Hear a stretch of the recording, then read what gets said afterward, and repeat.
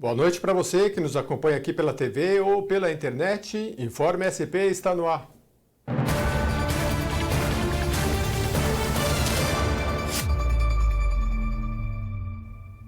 E a gente começa esta edição do Informe SP voltando a destacar a série especial de reportagem em comemoração aos 190 anos de história aqui da Alesp. Nesta terça-feira, a Rede Alesp esteve na cidade de Olímpia, primeiro município a ser contemplado pela lei que criou os distritos turísticos paulistas.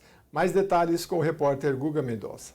Nós vamos falar agora com o Clérison, que é do Hot Beach aqui de Olímpia. Vai falar um pouquinho dessa atração turística de Olímpia.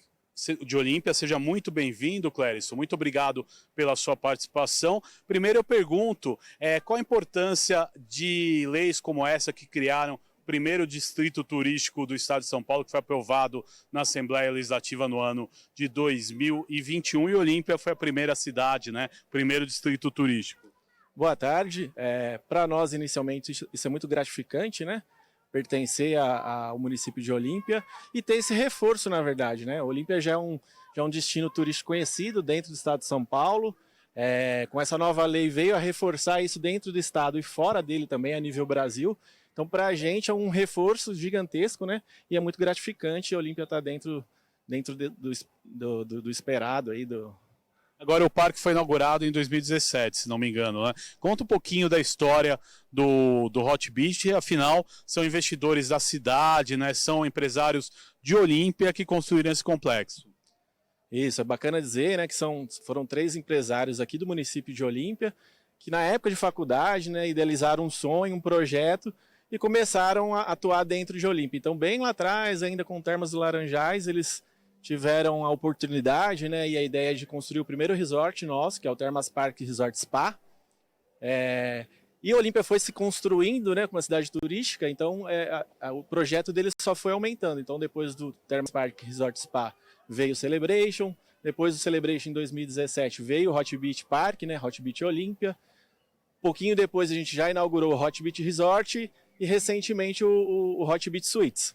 E não para por aí, né? A gente está com um projeto novo, que é o Hot Beach U, está sendo construído. Então, dentro do complexo, a gente vai ter aí 5 grandes resorts, vamos dizer assim, mais o parque aquático. Agora a gente sabe que Olímpia, né, é um dos lugares do estado de São Paulo, aliás, é a segunda maior rede hoteleira do estado de São Paulo, né? Vocês aqui recebem quantos hóspedes por mês? Quantas unidades hoteleiras vocês têm aqui disponíveis? Posso falar um pouquinho, um número mais recente, a gente falar de 2024, né? Falando em visitação do parque, foram mais de 1 milhão de visitantes no decorrer do ano de 2024. Hoje a gente tem 4 resorts em operação, né? Com uma média aí de quase 1.000 apartamentos para o pool aí de hospedagem, para atender os turistas que vêm de todo o Brasil para a Olímpia.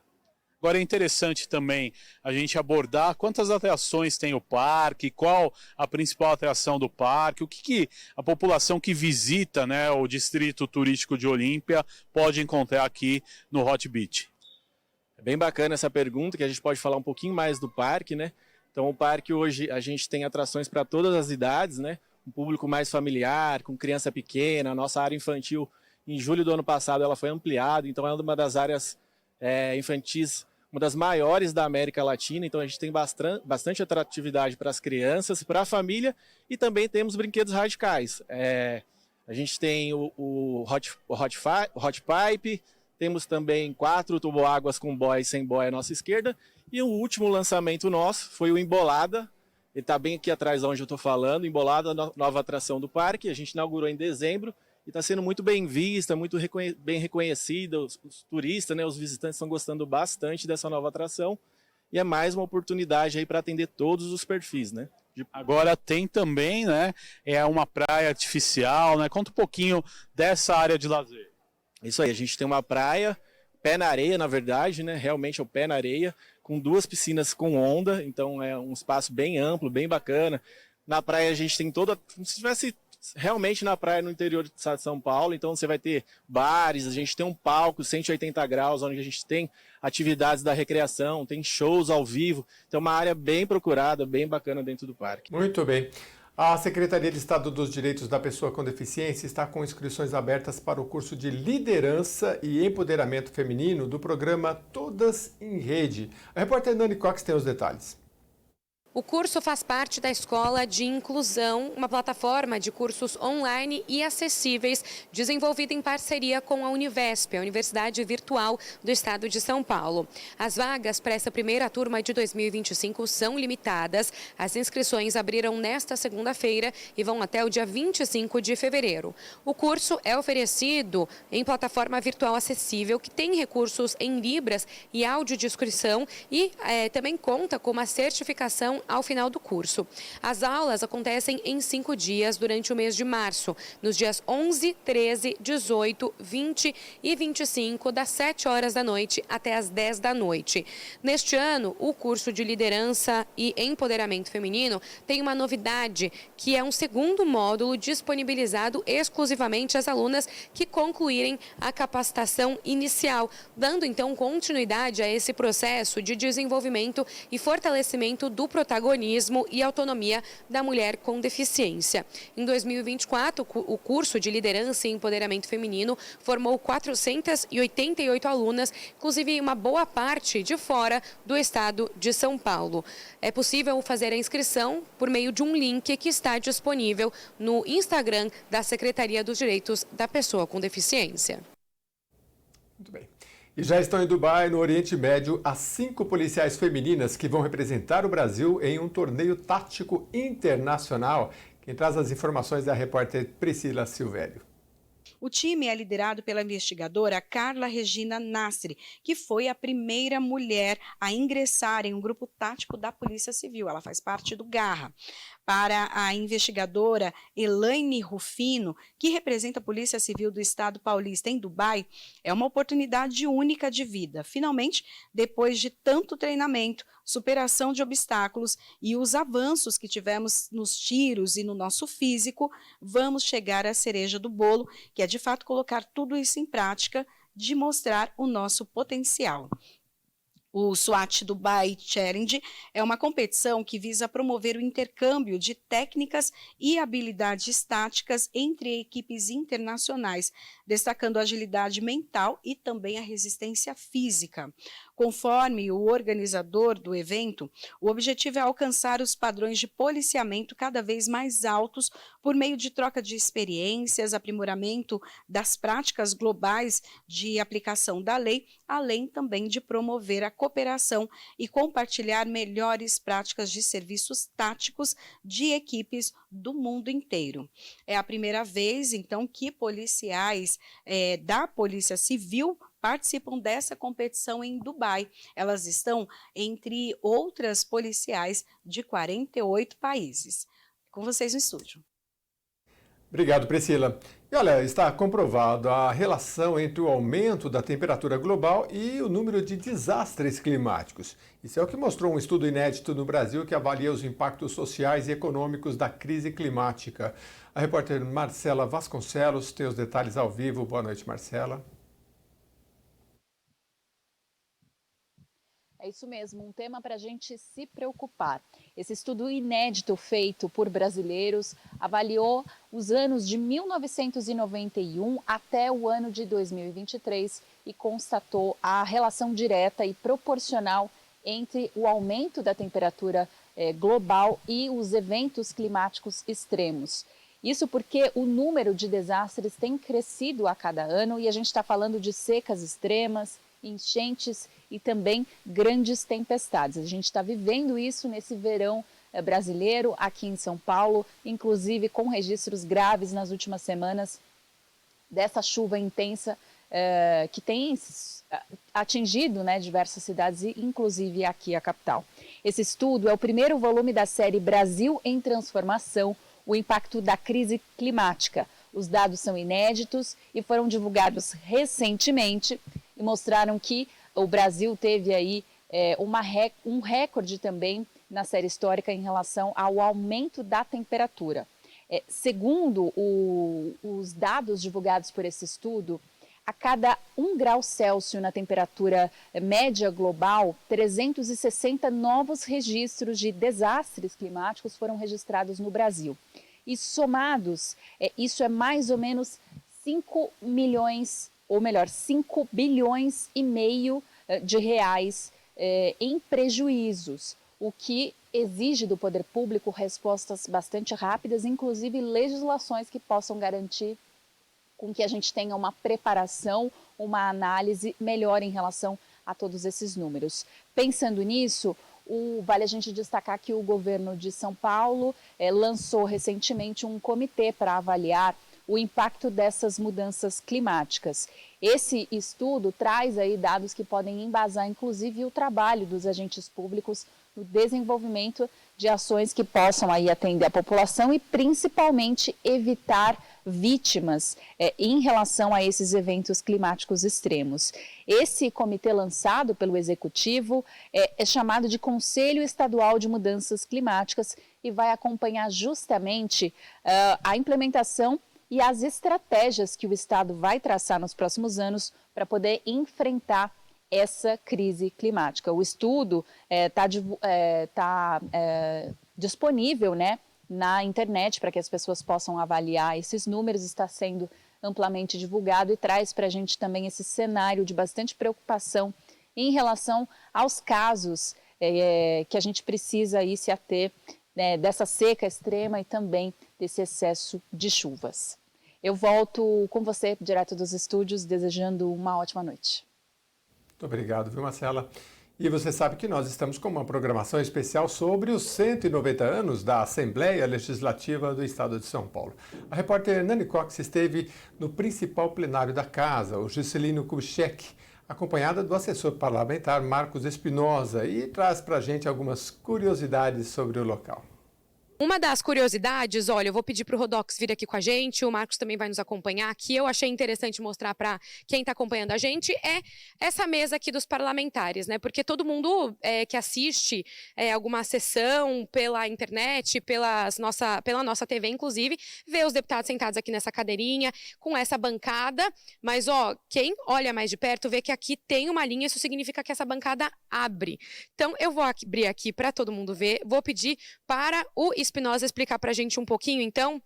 Temos aqui, na verdade, uma coisa um pouquinho mais simples, né? Acho que o Espinosa não precisa perder tempo explicando isso, mas temos aqui, então, um carregador para os deputados que quiserem carregar celular, que hoje em dia é tão imprescindível, né, para vir aqui ao plenário. Inclusive, na Espinosa, a gente conversava também fora do ar, que antigamente existia muito um computador aqui, os deputados vinham com bastante papel, mas hoje essa tomada aqui é o mais importante, né? A tomada de carregamento celular é uma beleza. Só que tem um problema. Quase nenhum dos deputados vem com o carregador. E aí vem pra gente, da assessoria, correr atrás de conseguir o carregador. É importante. O que eu acho muito importante nesta mesa é o que infelizmente está fechado, que a gente não pode abrir, que é o terminalzinho aqui do lado. As mesas dos deputados têm os seus terminais de votação. E aqui que os deputados, quando o presidente dá o comando de votação no sistema eletrônico, eles abrem, colocam sua digital, digitam as suas senhas pessoais e fazem o registro que vai lá para o painel, seja de votação sim, seja não, seja de voto branco, mas fazem o registro aqui. E quando eles não conseguem fazer isso, ou depois que o presidente fala e eles não conseguem fazer isso, aí tem o nosso microfone de apartes, em que daí o presidente passa para que a votação seja no modo falado, e eles vão para lá.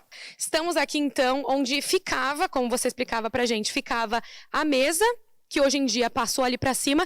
Queria que você falasse um pouquinho sobre essa mudança até de local, e depois a gente passa aqui para essas maquininhas aqui que parecem uma calculadora. Certo. Na verdade, estruturalmente sempre foi assim. Houve uma mudança quando o presidente optou que a mesa, que a presidência da sessão viesse aqui para baixo. Mas aqui ficam os técnicos de apoio dos livros de presença dos deputados, a taquigrafia fica aqui, e a presidência e o espaço destinado ao presidente e aos secretários fica lá em cima. Começar pelo começo, os deputados eles têm que registrar suas presenças para que possa ter o quórum suficiente para as sessões serem abertas, e aí sim começar o período de pequeno expediente, de grande expediente, quando o caso de ordem do dia. Para isso, os deputados têm hoje, no momento de modernização, o seu sistema de votação, de registro eletrônico, em que eles registram com a digital e depois colocam sua senha e confirmam, e aqui o terminal vai mostrar a presença dos deputados. É mais ou menos o mesmo sistema que tem lá nas mesas, que teria aqui, vocês veem, sim, não, abstenção, quando há registro do voto. Então o deputado põe sua senha, seu digital, e registra o seu voto sim, seu voto não, sua abstenção, e confirma. Aqui são destinados apenas a isso, as presenças das sessões ordinárias e extraordinárias, e aos livros. E esses livros são os livros onde os parlamentares se inscrevem para as sessões seguintes para falar em pequeno e grande expediente. Então é esse mesmo equipamento que tem ali naquela gavetinha que estava fechada, que a gente não conseguiu mostrar. Sim, é basicamente o mesmo equipamento, tem a mesma finalidade. As funções são destinadas diferentes porque ali eles só usam quando está no momento de votação, em registro de votação. Então, embora eles estejam ali, os técnicos que ficam aqui em cima que abrem o sistema para que os parlamentares possam registrar. Aqui não, aqui os técnicos liberam para registro de presença e de inscrição nos livros de pequeno e grande expediente. Eu até ia fazer mais essa pergunta, né? Porque a gente viu que tá trancada aquele lugarzinho que guarda essas maquininhas. Então cada deputado tem uma chave. Como é que essa maquininha, como é que esse lugar aí é aberto? Você quer as fofocas de bastidores, como é que funciona isso aqui? Não, na prática os nossos técnicos que cuidam do painel, que cuidam desse sistema, eles abrem todos os dias quando a sessão é aberta, quando há sessão deliberativa, né? Nós temos informação também. Temos dois tipos de sessão de debates, que geralmente acontece às segundas e às sextas-feiras, em que não há o horário destinado à ordem do dia, apenas pequeno e grande expedientes. E há as sessões deliberativas, que são sessões em que haverá a ordem do dia, em que haverá discussão e votação, seja de um requerimento, seja de um projeto.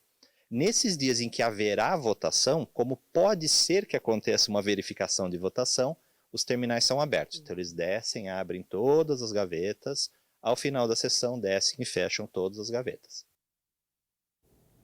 Muito bacana aí tirar várias dúvidas, né, de quem acompanha as sessões no plenário, poder saber aí com o nosso colega Espinosa. Bom, o percentual maior de etanol pode baratear a gasolina, mas o consumo do combustível deve subir. A gente conversa ao vivo agora com o repórter Ranieri Zoccoli, e ele sabe, o Ranieri, muitos motoristas esperavam por isso, né? Pois é, sem dúvida, essa é uma notícia que muitos brasileiros, né, principalmente para quem é motorista, condutor de motocicleta, aguardava há muito tempo, porque daí a gente tem duas situações. Esse percentual maior de etanol, que pode deixar a gasolina mais em conta, porém o consumo de combustível deve subir nos próximos meses. Essa informação veio em meio a testes realizados no Brasil para aumentar o percentual de etanol na gasolina. Ou seja, a gente tem hoje um percentual de 27,5%, aumentaria para 30%. O setor sucroenergético calcula que essa mudança poderia baratear o preço do combustível derivado de petróleo no país. Essa alteração é prevista já na Lei de Combustíveis aqui do nosso país. A gente está falando da Lei de número 14.993 de 2024 e caso essa ideia seja aprovada, deve representar um aumento de 1,3 bilhão de litros na produção de biocombustíveis aqui no país. Então, tem esse etanol que pode baratear a gasolina e esse preço vai chegar até os consumidores, mas também terá um aumento desses combustíveis.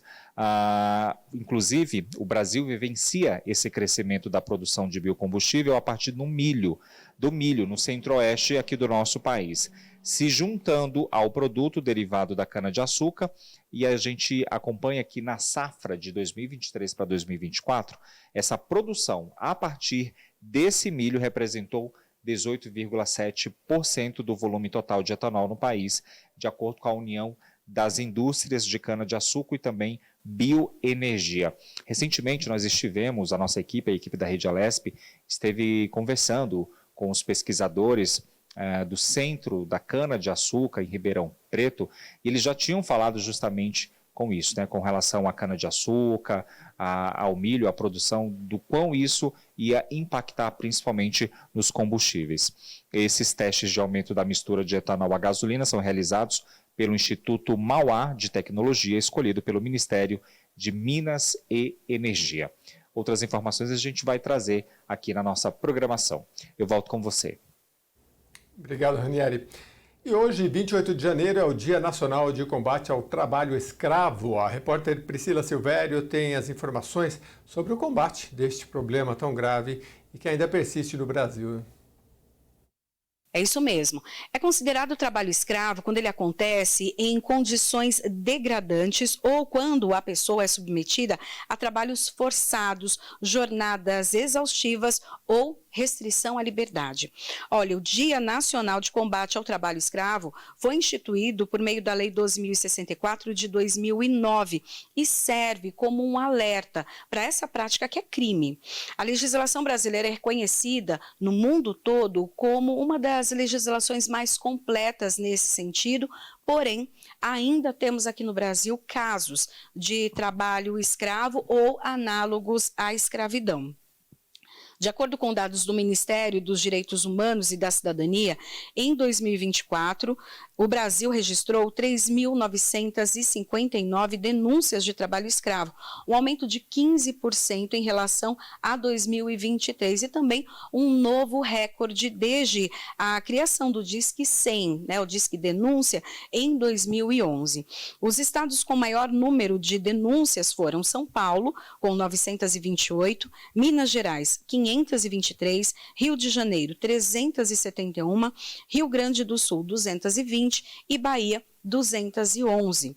E mesmo com o aumento, então, do número de denúncias, houve uma redução no número de pessoas resgatadas em 2024. Foram, então, esse número de 1.273 pessoas, uma redução de 60% em comparação a 2023. E, no entanto, o valor pago em verbas trabalhistas rescisórias superou 12,6 milhões de reais. O Ministério do Trabalho e Emprego é o responsável, então, por inspecionar as empresas e também as propriedades rurais. Eles fazem aquelas visitas inesperadas, aquelas visitas surpresas, então, para verificar a condição de trabalho das pessoas, analisar os contratos, os registros de jornadas, as horas trabalhadas, além também de receber ali as denúncias e averiguar se elas são reais ou não. Essas denúncias, elas podem ser feitas por qualquer pessoa pelo Disque 100. São denúncias anônimas. Então, se você souber de algum caso ou identificar algum caso de trabalho análogo à escravidão, é possível fazer uma denúncia anônima. E para quem comete esse tipo de crime, a pena é de 2 a 8 anos de reclusão, além da multa. E tem também, esse crime, ele é enquadrado num crime de violência. Então, também há essa penalidade. Com vocês no estúdio. E em 2024, 122 pessoas trans e travestis foram assassinadas no Brasil. Dessas, 5 eram defensoras de direitos humanos. Esse número é 16% menor do que em 2023, segundo o dossiê da Associação Nacional de Travestis e Transsexuais. A repórter Nani Cox tem as informações. 122 pessoas trans e travestis foram assassinadas no Brasil em 2024. Dessas, 5 eram defensoras de direitos humanos. O número representa uma queda de 16% em relação a 2023. Embora tenha sido registrado essa redução, a Associação Nacional de Travestis e Transsexuais ressalta que os números têm se mantido altos e não têm tido muitas mudanças a cada ano. Segundo a ANTRA, ainda quase 96% das vítimas eram travestis e mulheres trans. A associação ressalta que ainda há uma subnotificação muito grande e que dados sobre esse tipo de violência acabam não conseguindo ser bem explicados em levantamentos oficiais. De acordo ainda com esse boletim da ANTRA, o estado de São Paulo tem o maior número de casos, seguido de Minas Gerais e Ceará. Inclusive, uma boa parte dos casos é registrada fora das capitais, então nas cidades do interior. Contando os resultados desde 2017, que foi quando a ANTRA iniciou esse levantamento, São Paulo também acumula o maior número de casos, seguido do Ceará e da Bahia. Obrigado, Nani. E você acompanha tudo o que acontece no estado de São Paulo e no Parlamento Paulista nas nossas redes sociais. Esta edição do Informe SP fica por aqui. Obrigado pela companhia e continue na programação da Rede Alesp.